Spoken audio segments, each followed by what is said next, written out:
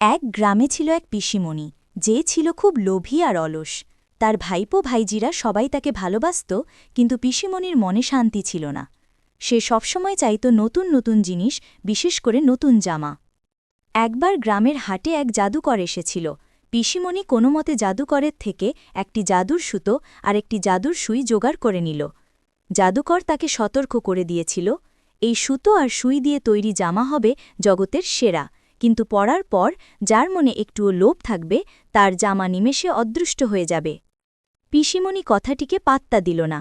সেই জাদুর সুতোয় তার জন্য একটি ঝলমলে নতুন জামা তৈরি করল।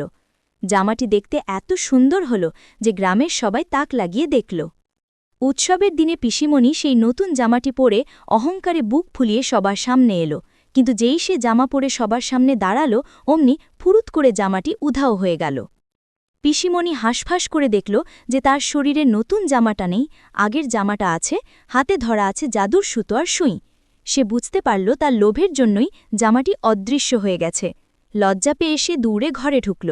সেই থেকে পিসিমণি লোভ ছেড়ে দিয়ে অল্পে সন্তুষ্ট থাকতে শিখল।